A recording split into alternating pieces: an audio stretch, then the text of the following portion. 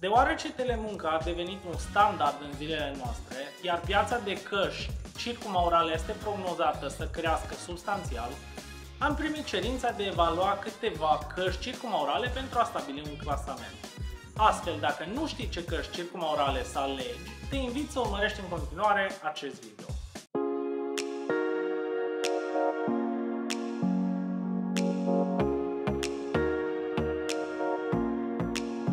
Cele mai complete căști din toate punctele de vedere sunt noile căști lansate de către Sennheiser și anume Momentum 4. Aceste căști reprezintă total alt film pe partea de design și performanță față de predecesoarele Momentum 3.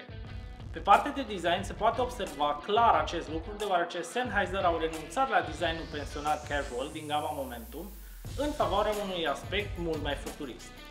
Cu această schimbare, căștile sunt acum extrem de ușoare, flexibile, comode și intuitive la control, ceea ce le detașează de restul căștilor de calibru.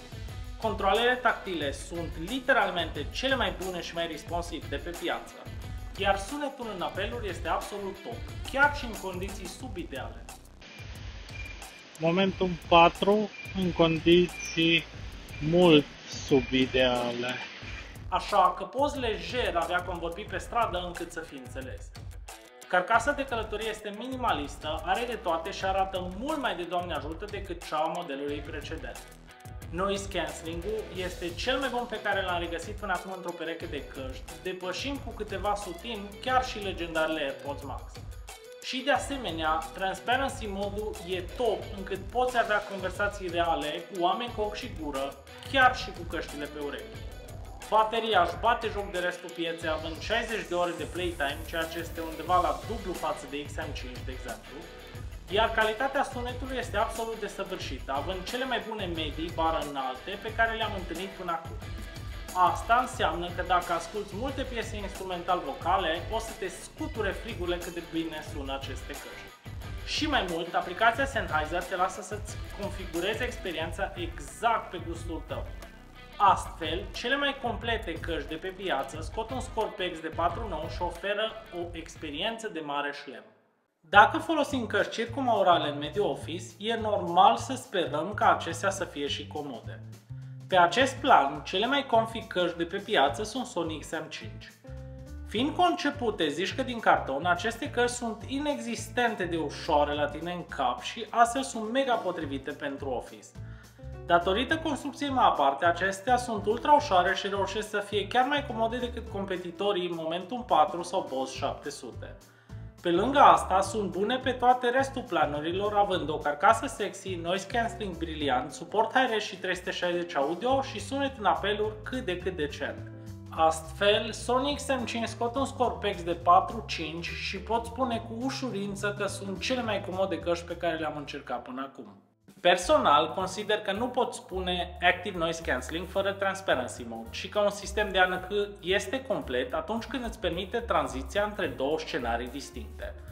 Mod Full ANC, în care să fiu full focusat pe muzică și work, și mod Transparency, în care să fiu full focusat pe mediul exterior sau pe o conversație. Dacă nu trebuie să fac un ninjutsu ca să pot trece din mod focus în conversație și înapoi, consider acele căști ca fiind superioare. Astfel, deși tot internetul cântă de faptul că XM5 ar fi bossul suprem pe partea de ANC, din testele rulate pe scenariile mele, prefer cu ușurință AirPods Max sau Momentum 4. AirPods Max sunt cele mai căști pentru oamenii din ecosistemul Apple. Sună bine, sunt premium, au un design aparte și dacă poți trece peste poșețica meschină și lipsa multipoint în favoarea connection switching în Apple, au cele mai eficiente moduri de anulare zgomot și de transparență de pe piață. Însă, cu toate acestea, tot trebuie să apăs două butoane ca să pot intra într-o conversație, după care iar două butoane ca să intru înapoi în mod focus. Pe de altă parte, Momentum 4 au un sistem de ANC foarte bine pus la punct, având anulare zgomot de top, Transparency Mode de top și cele mai intuitive controle pentru a tranziționa de la unul la celălalt. Astfel, îmi este mega facil să ascult muzica la maxim, izolând zgomotul din exterior și să tranziționez cu doar două tap-uri într-un mod în care pot purta o conversație. Chiar dacă AirPods Max reduc mai eficient zgomotul din motive de operabilitate, cel mai eficient sistem complet de ANC cât și cele mai eficiente controle regăsite pe o pereche de căști îi revin lui Sennheiser. Nu există să vorbim de calitate-preț fără să menționăm Anker și gama Soundcore, care în continuare aduce performanță de top la preț de pont în mâinile consumatorilor. Toți posesorii de produse Soundcore știu despre ce vorbesc când zic că aceștia fac căști absolut mirifice. Pe partea de circumaurale, cele mai bune căști testate au fost Soundcore Live Q35. Cu un sunet high-res orientat pe jos, o aplicație absolut fantastică pentru a-ți configura experiența și un set de beneficii pe care le regăsești la căști cu total alt scor, Soundcore Live Q35 sunt cele mai bune căști la momentul de față. Provocarea la calitate sunet e să obții o semnătură acustică apropiată de căștile de audiofil. Iar la acest capitol, Bang & Olufsen H95 se ridică la standard. H95 este modelul aniversar Bang & Olufsen la 95 de ani de prezență pe piață, iar cu acest model B&O au reușit să livreze o pereche de căști premium cu sunet superb care să fie și comode în același timp.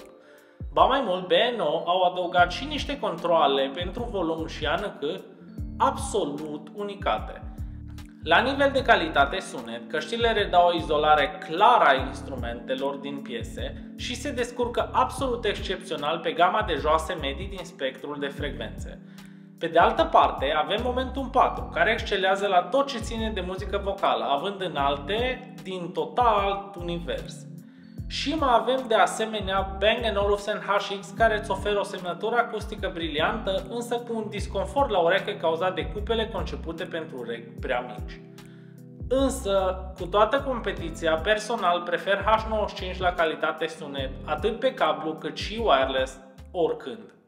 În concluzie, cele mai bune căști sunt cele care se emulează pe scenariile tale de utilizare.